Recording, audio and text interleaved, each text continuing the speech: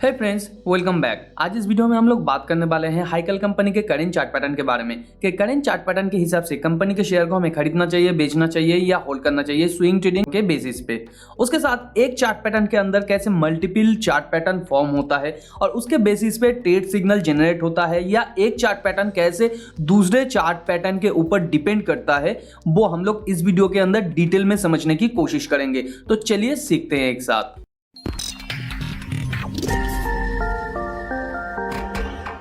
तो जैसे कि आप स्क्रीन पे देख पा रहे हैं, ये हाइकल कंपनी के करेंट चार्ट पैटर्न है जो वन डे का चार्ट है। तो वन डे के चार्ट में आप देख सकते हैं कंपनी का शेयर प्राइस पिछले कई महीनों से एक लगातार बेयर स्विंग के साथ नीचे आने की कोशिश कर रहा था और इसने 1, 2, 3 स्पाइक कंप्लीट करके इसने अपना ट्रेंड को कंप्लीट कर लिया। उसके बाद कंपनी का शेयर कुछ देर तक ऊपर जाने की कोशिश किया है, यहाँ पे डबल बॉटम को क्रिएट करके। तो अभी कंपनी का शेयर प्राइस एक कंसोलिडेशन फेज में है या एक बेयर वेज के अंदर है, ये हम लोग कह सकते हैं, क्योंकि कंपनी का शेयर प्राइस एक बेयर स्विंग के द्वारा नीचे तो आया, उसके बाद एक बेयर फ्लैग की तरह यहाँ पे फ्लोट कर रहा है और उसके साथ ये असेंडिंग पैटर्न बना रहा है। तो इसे हम लोग बेयर फ्लैग भी कह सकते हैं, इसके साथ साथ इसे हम लोग बेयर वेज भी कह सकते हैं। हालांकि बेयर वेज को कंप्लीट करने के लिए इसे और थोड़ा ऊपर जाना चाहिए और यहाँ पे ये जिस तरीके से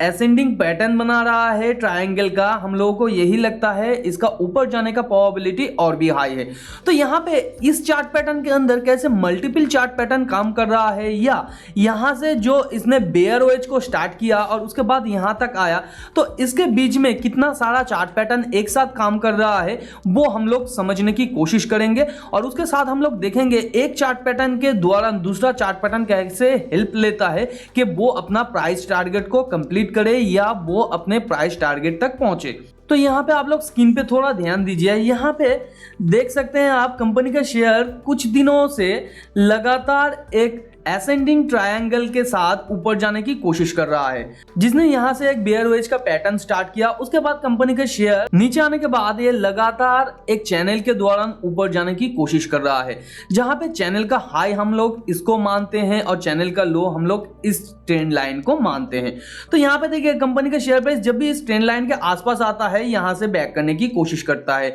तो नीचे का ये एक स्ट्रॉन्ग सपोर्ट बन जाता है, जैसे कि यहाँ पे भी एक है, यहाँ पे भी है, और ऊपर जब इस लाइन तक पहुंचता है तब यहां से इसको रेजिस्टेंस मिल जाता है और ये नीचे आने की कोशिश करता है। उसके बाद यहां पे भी देखिए सेम तरीके से इसने नीचे आया, क्योंकि इसने रेजिस्टेंस फेस किया और इसने यहां पे भी रेजिस्टेंस फेस किया है। तो इस पैटर्न के अंदर अगर हम लोग थोड़ा गौर से देखें तो यहाँ पे आपको मल्टीपल चार्ट पैटर्न एक साथ देखने को मिलेगा। तो जैसे कि यहाँ पे आप देख सकते हैं इसने बेयर वेज को स्टार्ट किया है। तो बेयर वेज को स्टार्ट करने से पहले हम लोग अगर थोड़ा पीछे जाएं तो यहाँ पे इसने एक बेयर स्विंग किया था। उसके बाद कंपनी का शेयर प्राइस बेयर फ्लैग की तरह यहाँ पे मूव कर रहा था, आप यहाँ पे देख सकते हैं। उसके बाद इसने फिर से नीचे स्विंग किया बेयर में। तो यहाँ पे क्यों ये ऐसा हो रहा था, क्योंकि ये एक बेयर फ्लैग था और बेयर फ्लैग में हम लोग जानते हैं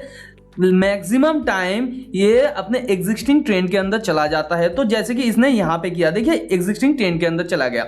उसके बाद कंपनी का शेयर प्राइस यहाँ पे बेयर स्विंग तो किया था, उसके साथ साथ ही यहाँ पे इसने बेयर फ्लैग भी क्रिएट करना स्टार्ट किया। तो हर वक्त एक बेयर फ्लैग यहाँ पे बेयर स्विंग नहीं करता है, उसके साथ साथ वो अपने पुराना जो पैटर्न है उसे भी फॉलो करने की कोशिश करता है। तो इसने बेयर फ्लैग तो क्रिएट किया था, मगर यहाँ पे जो बेयर वेज था वो बेयर वेज को कंप्लीट करने के लिए इसने डबल बॉटम क्रिएट किया है। तो डबल बॉटम में ये किस तरीके से काम कर रहा है, देखिए यहाँ पे एक बुल फ्लैग की तरह काम कर रहा है। यहाँ से ऊपर तक इसने एक बुल स्विंग किया, उसके बाद ये देखिए यहाँ पे बुल फ्लैग की तरह काम कर रहा है। तो जैसे बेयर फ्लैग में ये नीचे की तरह स्विंग करता है, वैसे ही बुल फ्लैग में ये ऊपर की तरह स्विंग करता है। तो यहाँ पे देखिए बुल फ्लैग में इसने ऊपर की तरह स्विंग किया है और ये जो स्विंग है ये फर्दर ऊपर जाने के बाद यहाँ से भी फिर एक बेयर वेज की स्टार्ट होता है। तो बेयर वेज में एक स्विंग, 2 स्विंग, 3 स्विंग के अंदर इसने अपना बेयर ट्रेंड को कंप्लीट किया।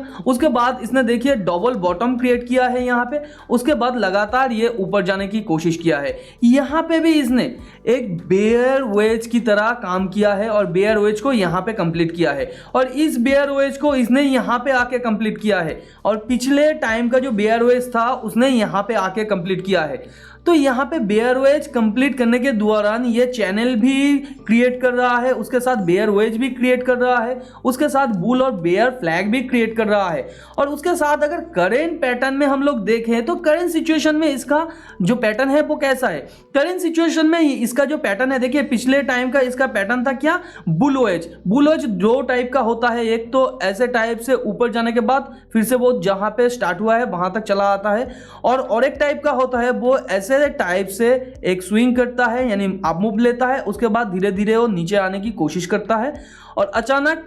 यहां से ब्रेकआउट करके ऊपर फिर जाने की प्रोबेबिलिटी रखता है, जैसे कि यहां पे हुआ है। देखिए एक स्विंग किया, उसके बाद धीरे धीरे नीचे आया, फिर यहां पे ऊपर जाने की प्रोबेबिलिटी रखा था। तो यहाँ पे अगर इसका अगला स्विंग देखें तो अगला स्विंग में भी आप देख सकते हैं ये इसने एक अप मूव लिया, उसके बाद बुल वेज की तरह ये धीरे धीरे नीचे आता गया है, और यहाँ पे जो इसको 10 लाइन के आसपास सपोर्ट मिल रहा था, यहाँ पे आके इसने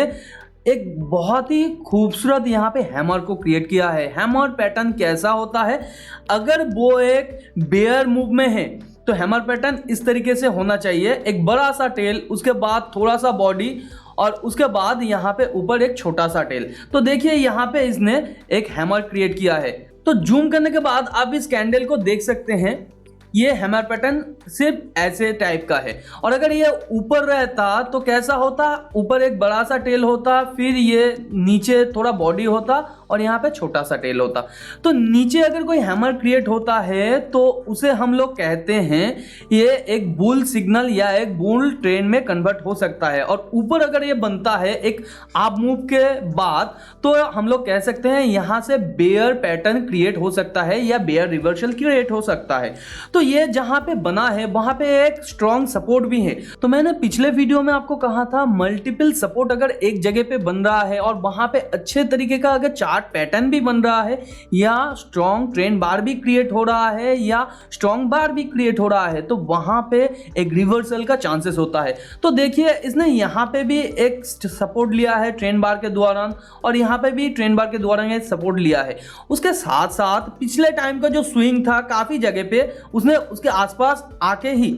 ये बैक किया है, और ये नीचे का जो टेल है ये कितना बड़ा है, इसका सिंपली मतलब ये है बेयर ने तो नीचे लाने की कोशिश किया है मार्केट को या इस कैंडल को, मगर बुल के बाइंग प्रेशर के दौरान ये लगातार ऊपर गया है और ये टेल बना है, और ज़्यादा नीचे बेयर फिर से ला नहीं पाया है और लगातार ये ऊपर जाता रहा है, और टाइम खत्म होने के दौरान यहाँ पे ये बार एक हैमर पैटर्न बन गया है। तो करंट चार्ट के हिसाब से यहाँ पे कौन सा सिग्नल हम लोगों को देखने को मिल रहा है, देखिए यहाँ पे जो चार्ट पैटर्न बन रहा है सिंपली ये एक बुल वेज है। तो बुल वेज का पैटर्न इस तरीके से हम लोग कह सकते हैं कि इसने एक स्पाइक किया है, उसके बाद नीचे आने की कोशिश किया है, और इसके बाद ये इस रेंज को ब्रेकआउट करके ऊपर जाके थोड़ा पुल बैक करेगा, और उसके बाद वो लगातार ऊपर जाके इस रेंज को टच करने की कोशिश करेगा। और यहां तक हम लोगों ने जितना भी पढ़ा है कि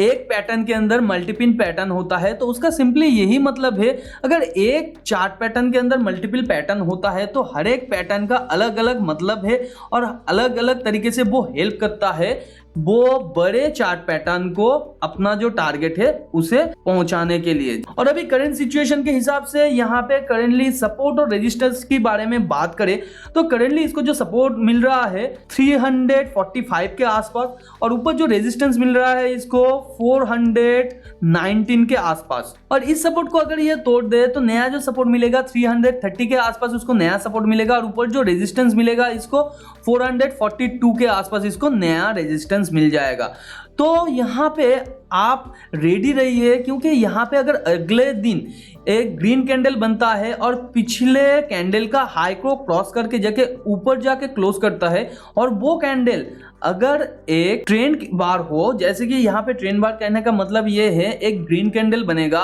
ऊपर का जो टेल वो ज़्यादा बड़ा नहीं होगा और बॉडी है वो पूरा का पूरा ग्रीन होगा, और यहाँ पे बॉडी थोड़ा बड़ा भी होगा और पिछले टाइम का जो हाई है उसे तोड़ के ऊपर जाके इसका क्लोज होना चाहिए। तो ऐसे टाइप का अगर कोई कैंडल ये बनाता है तो यहाँ पे बाइंग का प्रोबेबिलिटी अच्छा है। हालांकि उसके बाद थोड़ा सा पुल बैक करने का प्रोबेबिलिटी भी यहाँ पे बनता है और वो पुल बैक अच्छा है क्योंकि वहां पे मैक्सिमम बुल्स एंट्री लेते हैं और एक बाइंग प्रेशर अच्छे तरीके से बनता है। और पिछले टाइम का जो हाई है ऊपर जाके अगर उसे तोड़ के क्लोज करता है तो और भी यहाँ पे बुल आ जाएगा स्टॉक को बाय करने के लिए, जो आपके टारगेट तक पहुंचने में उसको हेल्प करेगा। तो अभी अगर देखें कहां पे हम लोगों को एंट्री करना चाहिए एग्जैक्ट, तो हम लोगों को थोड़ा लो टाइम फ्रेम में जाना पड़ेगा। जैसे कि ये 5 मिनट्स का चार्ट है, आप यहाँ पे देख सकते हैं 5 मिनट्स के चार्ट में आप यहाँ पे देखें कि यहाँ से इसने एक बेयर वेज स्टार्ट किया था और एक स्विंग, 2 स्विंग, 3 स्विंग के अंदर ये कंप्लीट हो गया। या हम लोग अगर यहाँ से इसका बेयर ट्रेंड देखें तो 1 स्विंग, 2 स्विंग, 3 स्विंग तक ये कंप्लीट कर दिया अपना ट्रेंड और उसके बाद इसने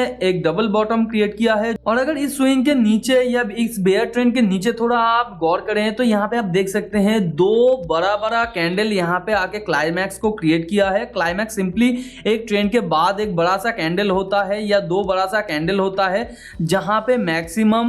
अगर वो बुल ट्रेंड होता है तो वहां पे मैक्सिमम बुल्स एग्जिट कर लेते हैं और न्यू बेयर शॉर्ट करते हैं, जिसके वजह से उसका जो वॉल्यूम है वो भी बढ़ जाता है और कैंडल का साइज भी बड़ा हो जाता है। और वहां पे एक अर्जेंसी क्रिएट होता है, जैसे कि जनरल इन्वेस्टर उस वजह से इन्फ्लुएंस होता है और अचानक से खरीदने की कोशिश करता है ताकि उनका मूव चला ना जाए, ऐसा डर होता है उनके अंदर, जिसकी वजह से भी ये जो कैंडल है ये इतना बड़ा हो जाता है। और वही सिचुएशन का फायदा उठा के जो स्मार्ट ट्रेडर होते हैं वो यहाँ पे एग्जिट करते हैं। तो आप यहाँ पे देख सकते हैं बड़ा सा यहाँ पे बेयर कैंडल क्रिएट हुआ है, तो इसके हिसाब से और भी ज्यादा यहाँ पे मूव होना चाहिए था नीचे की तरफ, मगर यहाँ पे हुआ नहीं है क्योंकि यहाँ पे जो स्मार्ट सेलर्स था वो यहाँ पे एग्जिट कर चुके थे और यहाँ पे जो स्मार्ट बायर था वो इस नीचे के सपोर्ट में आके खरीद लिए थे और भी अच्छे तरीके से ये खरीदने की कोशिश कर रहे थे क्योंकि यहाँ पे उन लोगों को अच्छा खासा सपोर्ट दिख रहा था। और जो वीक ट्रेडर है वो यहाँ पे बाय इन और बाय आउट करते हैं, वो मैं किसी दूसरे वीडियो में आप लोगों को बताऊंगा कि इस पोजीशन में किस तरीके से प्राइस एक्शन होता है। तो यहाँ पे सिंपली आप समझिए 2 यहाँ पे इसने बॉटम क्रिएट किया है और दूसरा है हायर बॉटम। उसके बाद लगातार ये ऊपर जाने की कोशिश किया है, यहाँ पे एक पुल बैक करने की कोशिश किया है। तो ये पुल बैक नेक्स्ट डे अगर यहाँ तक आके यानी 353 तक आके ऊपर जाने की कोशिश करता है और यहाँ पे बुल का जो प्रेशर है वो काफी स्ट्रांग रहता है, तो यहाँ पे हम लोग बाय कर सकते हैं स्विंग पोजीशन के लिए। और इसके साथ मैंने आप लोगों को ऑलरेडी बता दिया है आपका जो नेक्स्ट टारगेट होगा वो 410 to 15 के आसपास आप टारगेट रख सकते हैं। और उससे भी पहले अगर कंपनी का शेयर प्राइस बैक करता है कहीं से तो 382 के आसपास से ये बैक भी कर सकता है, जो कि इस रेंज के आसपास है। तो यहाँ पे ये 2 रेंज को आपको फॉलो रखना है। और उसके साथ अगर आपको ये सारा का सारा चीज ट्रैक करना वगैरह अगर बहुत सारा कॉम्प्लिकेटेड लगता है तो आप यहाँ पे दूसरा काम कर सकते हैं, हमारा जो टेलीग्राम चैनल है उसको ज्वाइन करके रख सकते हैं क्योंकि डेली ही यहाँ पे मैं क्विक एनालिसिस देता रहता हूँ जहाँ पे बाय और सेल सिग्नल का चार्ट पैटर्न होता है और वो सारा का सारा एनालिसिस डिटेल में होता है। तो क्विकली एनालिसिस